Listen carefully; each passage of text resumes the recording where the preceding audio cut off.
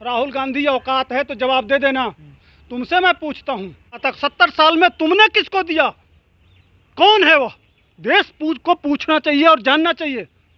आप लोग पूछते नहीं हैं। पूछिए राहुल गांधी से कि अभी अडानी अंबानी तो नहीं आए हैं इस बिजनेस में। 70 साल से वह कौन शख्सियत है? कौन है वो 40 लाख करोड़ का बिजनेस तुमने, तुम्हारे बाप ने, तुम्हारी दादी ने, तुम्हारे नाना ने किसको वो बिजनेस दिया था? बताओ, तुम बताओ, नहीं तो ठीक नहीं होगा। इसको जेल में डाल के पूछना चाहिए। और मोदी जी इसको अमेरिका, इंग्लैंड, फ्रांस और नॉर्वे जैसा कि मेहनत करो और देश के जीडीपी और देश के विकास में योगदान दो। वहाँ वह सोच है, वहाँ आप फिर कुर्सी पे ही बैठेंगे, यह लालच नहीं है। लेकिन यह भारत भी अमेरिका से टक्कर ले, ब्रिटेन से टक्कर ले, फ्रांस से टक्कर ले, चीन की फट रही है, अमेरिका की फट रही है। सब कुछ जो 60 साल में कांग्रेस ने एक भी प्लेन दिया क्या? 45,000 करोड़ रुपए का भारत में बना हुआ तेजस सेना को देने जा रहे हैं मोदी जी। कहाँ से पैसा आ रहा है भैया? आपका 1 रुपया अगर खर्च हो रहा है, आप पेट्रोल के रूप में दे रहे हैं, तो वह आपके देश के नाम से जा रहा है। वो तो पंचर की दुकान खोल के रखे हैं, उनको टैक्स नहीं देना है। वो तो अपना 2% कहीं अपने धार्मिक स्थल में देना है, वो तो मिजाज बना के रखे हैं। मोदी जी देश के लिए जी रहे हैं ना, यही दर्द है। इसीलिए बार बार इस महंगाई पे चर्चा किया जा रहा है। हम भारत के लोग एक है भारत ना, यह 5 उंगलियां एक हैं, हिंदू, मुस्लिम, सिख, ईसाई। जब इस पे कोई बाहरी आक्रमण करेगा, कौन होता है वह? हमारे देश के मामले में कौन होता है? रियाना कौन होती है? ये ग्रेटा कौन होती है? ये कौन लोग होते हैं? ये हमारे देश के मामले। इसके बदले में अगर हमारे देश का कोई राष्ट्रभक्त, यूनाइट भारत, संगठित भारत, एक भारत की बात अगर कोई कर दे तो उसके खिलाफ, असल बात यही तो इस देश का दुर्भाग्य है कि यह लोग, जो चाहे वो महाराष्ट्र की सरकार हो, दिल्ली की सरकार हो, ममता की सरकार हो, या ये राजस्थान या राहुल गांधी हो, जितने ये हैं, इनको प्रमोट करना है देश के गद्दारों को, देश तोड़ने वालों को, देश के षड्यंत्रकारियों को। इनको मनोबल इसीलिए ऊंचा किया जाता है कि यह बोल सकें देश के खिलाफ, देश के खिलाफ यह षड्यंत्र रच सकें। अगर यह भी साथ हो जाएं, जिस दिन विपक्ष भी कहने लगेगा कि नहीं, देश के चाहे जो भी परिस्थिति हो, देश के सामने अगर देश के ऊपर कोई संकट करेगा, देश के खिलाफ कोई बोलेगा, तो हम बर्दाश्त नहीं करेंगे। जिस दिन विपक्ष और शासन एक साथ हो जाएगा, उस दिन किसी की औकात है, चाहे ग्रेटा की हो, चाहे रिहाना की हो, चाहे मियाँ खलीफा हो, किसी की औकात है देश के खिलाफ बोलने का।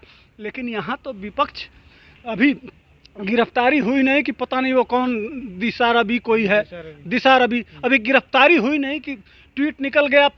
सबसे पहले निकला पाकिस्तान के प्रधानमंत्री बोले, उसके बाद से राहुल गांधी बोले, उसके बाद से केजरीवाल बोले, उसके बाद से ममता बनर्जी बोली, उसके बाद से ये जो टुकड़े टुकड़े गैंग है वह बोला। तो ये निकल आते हैं बिल से।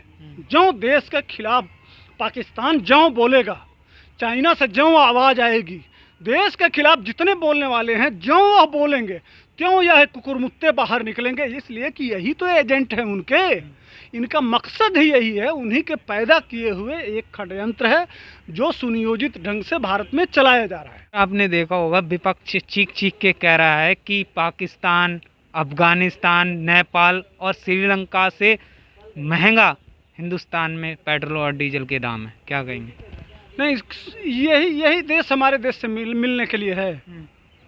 अफगानिस्तान से तुलना करें, पाकिस्तान से तुलना करें, अब इन्हीं से तो यही देश है हमारे पास। हम चीन से तुलना क्यों नहीं करें? हम रूस से तुलना क्यों नहीं करें? हम फ्रांस से तुलना क्यों नहीं करें?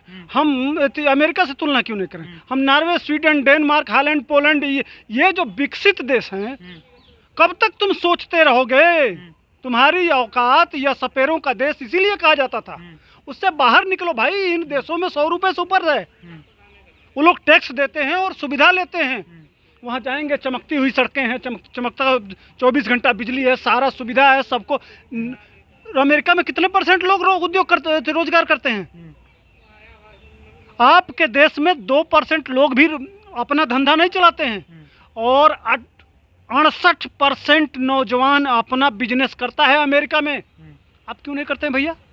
इसीलिए नहीं करते हैं कि आपको सस्ता आलू चाहिए, आपको सस्ता टमाटर चाहिए, आपको सस्ता सब्जी और दाल में ही रह गए, और आपको सरकारी बाबू बन जाना है और सरकार के दामाद बन के और सरकार का पैसा लेके 2 नंबर का और अपने आप को राजा बन जाना। जानते हैं इस देश के गरीबी का सबसे बड़ा कारण क्या है?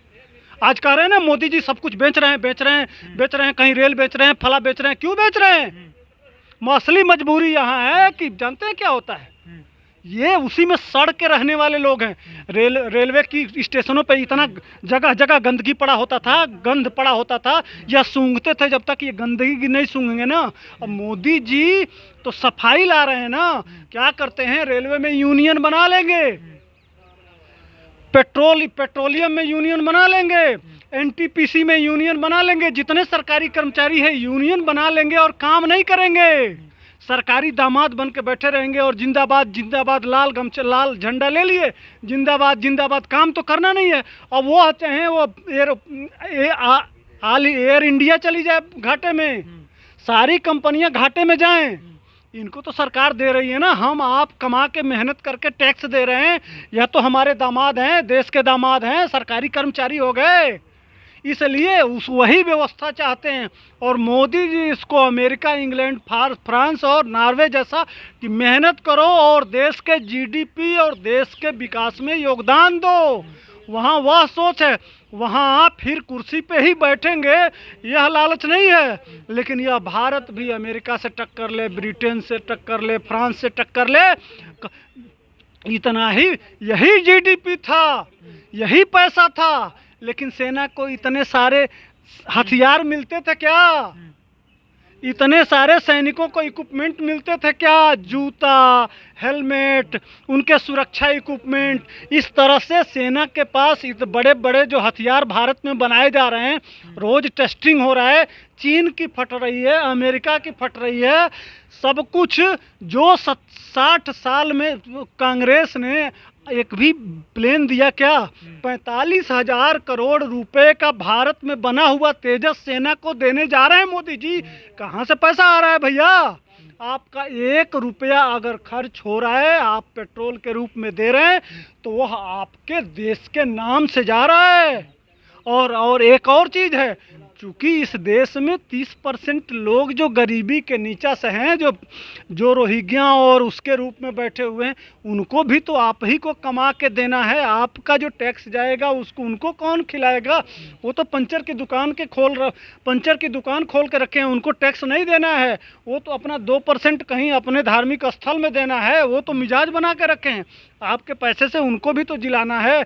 इसीलिए तो केजरीवाल कहीं नहीं जाता है। ये जितने ये कांग्रेसी वामपंथी जिनके लिए जी रहे हैं, उनके लिए मोदी जी देश के लिए जी रहे हैं ना, यही दर्द है। इसीलिए बार बार इस महंगाई पे चर्चा किया जा रहा है।